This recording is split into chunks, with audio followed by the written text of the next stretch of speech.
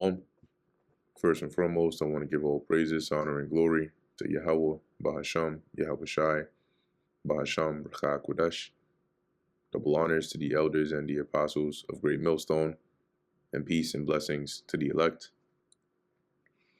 And today we're going to go into the book of Ecclesiastes, the 3rd chapter. To everything there is a season and a time to every purpose under the heaven. So, pretty self-explanatory, right? The Lord, everything happens at a set time.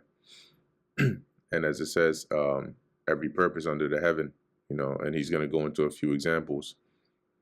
A time to be born and a time to die, a time to plant and a time to pluck up that which is planted, right? So there's a time when you're born, you live for a while, and then there's a time to die. You start getting old, or even when the Lord declares judgment, right, and it's time for you to go. There's a time to plant, and then there's a time to pluck up that which is planted, the time of the harvest. A time to kill and a time to heal. A time to break down and a time to build up, right? And likewise, there are times, the Lord, was that 1 Samuel 2:6, the Lord killeth and maketh alive. So there are times the Lord brings judgment to kill, and then there are times where the opposite happens, right, to heal. But it's not, these aren't just random events that take place. No, they're all according to the timing, really, of the Heavenly Father. Guess what? Even things that you do thinking it's on your time is really on the time of the Lord, because he puts the Spirit on you to do it at a certain time. A time to break down and a time to build up. A time to weep and a time to laugh, right? For example, when bad things happen, evil times come, you lose a loved one, right? You're mourning. That's a time to weep. But when you say you're in prosperity, you're having a good time, the Lord has blessed you, you're in a time, maybe you're at a party or a banquet, that's a time to laugh, right? A time of mirth. A time to mourn and a time to dance. A time to cast away stones and a time to gather stones together.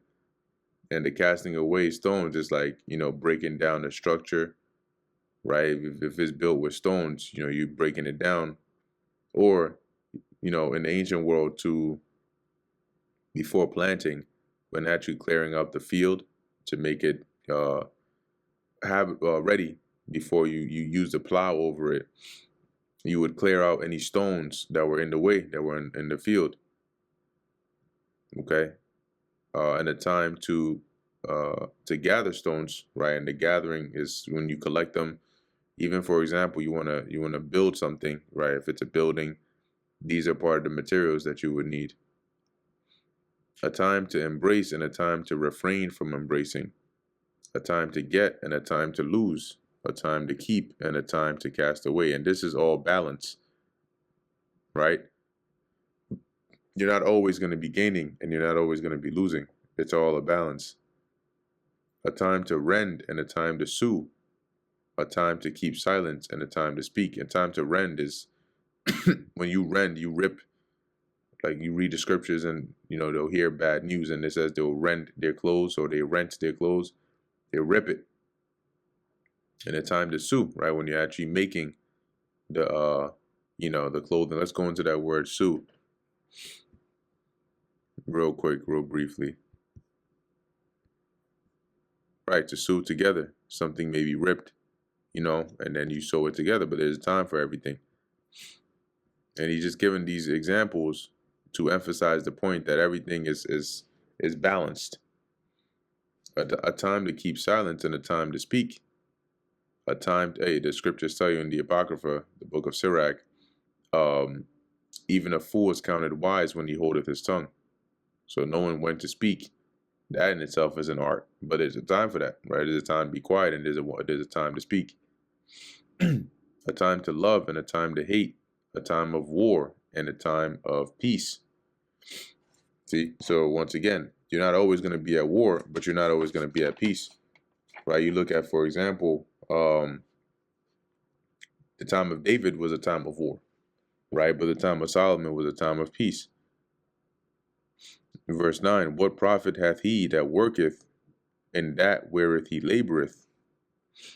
Let's take a look at this in the NLT. Right, so what do people really get out of all their hard work? I have seen the travail, the labor, which God hath given to the sons of men to be exercised in it. So, the travail, meaning like the labor or the kind of life that the Lord has given to the sons of men to be exercised in it, meaning this is what they have to live in and deal with. He hath made everything beautiful in his time.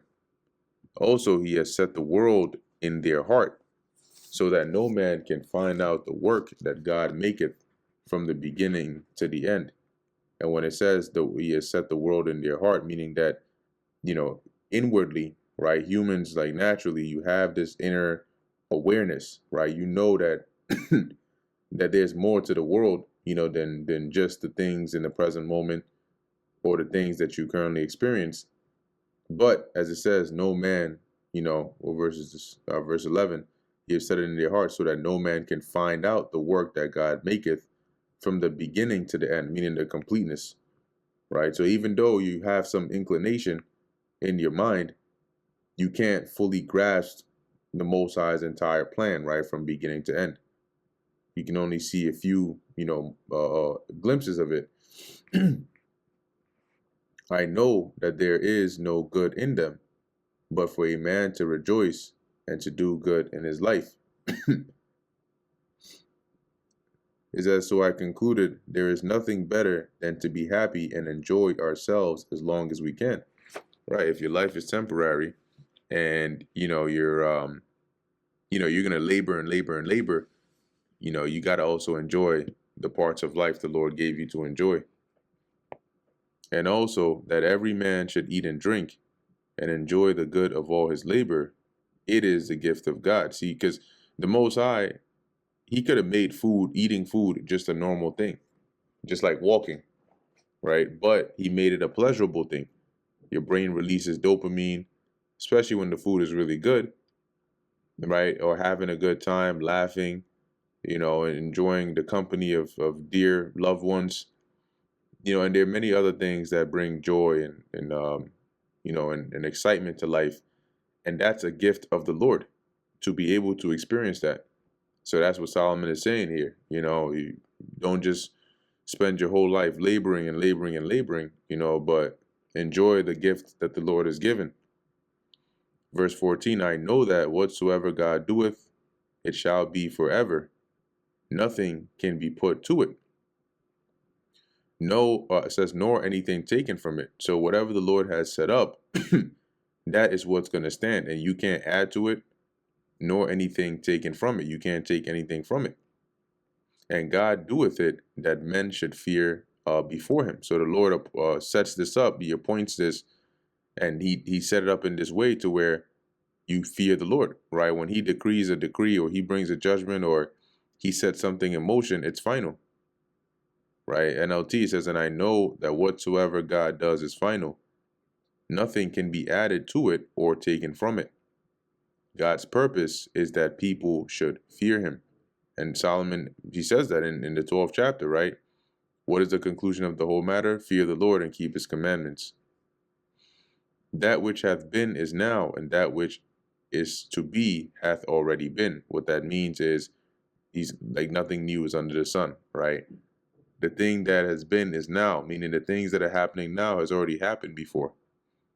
And that which is to be hath already been. The things that are going to come in the future have already happened in history. Hence the term history repeats itself. And God requireth that which is past, because time doesn't affect the Lord like it affects us. So the Lord still requires, things from the past. So you got to be careful and mindful how you deal. NLT, what is happening now has happened before, and what will happen in the future has happened before, because God makes the same things happen over and over again. Or in the NIV, God will call the past to account. Moreover, I saw under the sun the place of judgment. Under the sun is the earth. The place of judgment, that wickedness was there, and the place of righteousness, that iniquity was there. Okay, so he's saying here, I saw the under the sun, I saw on the earth here the place of judgment. Let's go in here and read this in the what do I want to read this in? All right, we'll take a look at the NLT and then the NIV.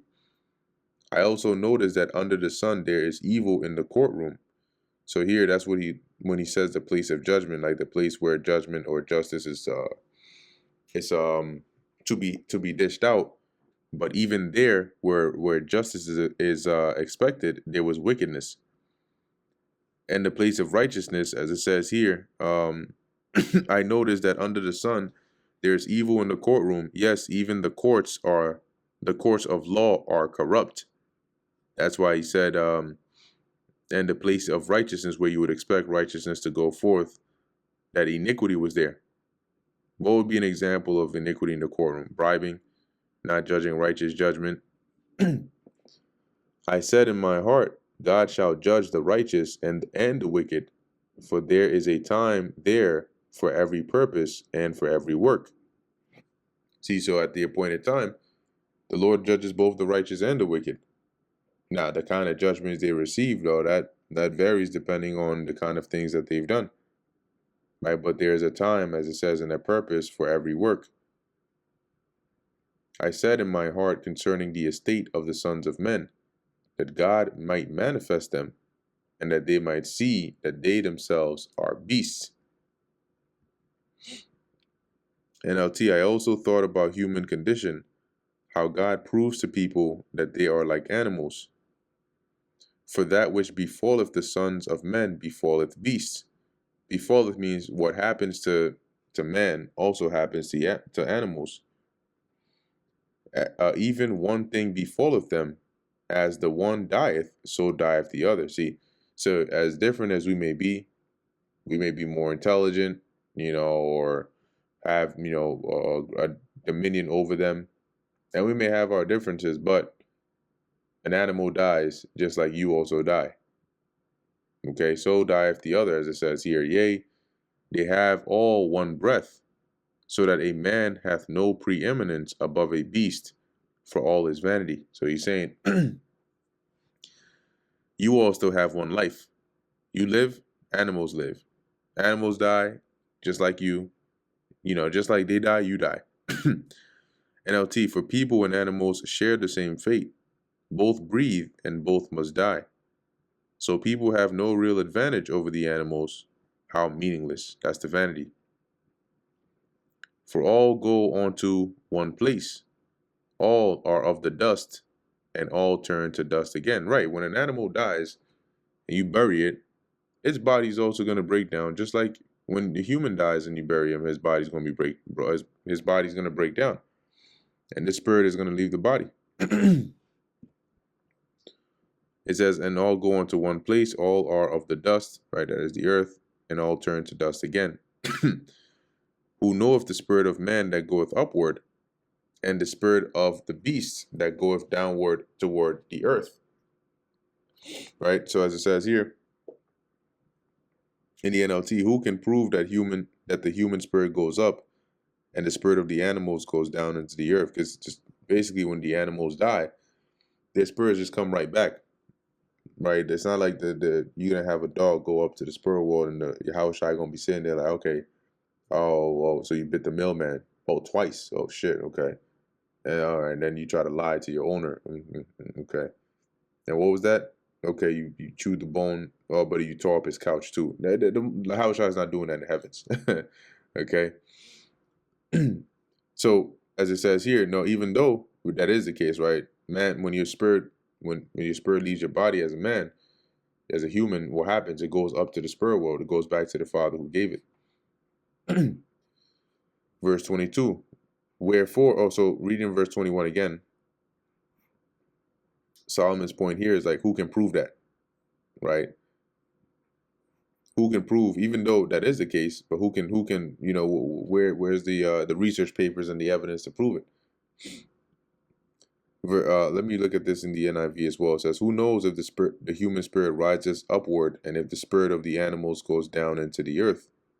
Because all their spirits leave their bodies anyway, but animals is different, right? It's not like the Lord got them waiting 3 to 4 generations in the heavens, and they're once again they going before Yahweh's seat to be judged. Verse 22, wherefore I perceive that there is nothing better than that a man should rejoice in his own works, for that his portion, or that is his portion, for who shall bring him to see what shall be after him? See, so Solomon is saying here, the portion you've been given in this life is to enjoy the works of your hands, because nobody's going to come and bring you back from the dead to come and see what's happened after you left. If you spend your whole life laboring and laboring and laboring, and you don't get to, reap of the things you've sown, nobody's bringing you back from the grave when it's time to reap to say, hey, look, these are the things that happened after.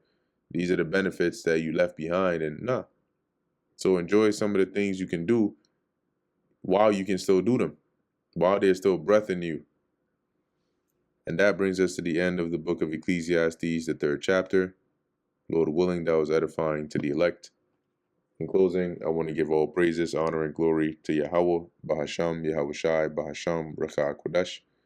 Until next time, Shalom.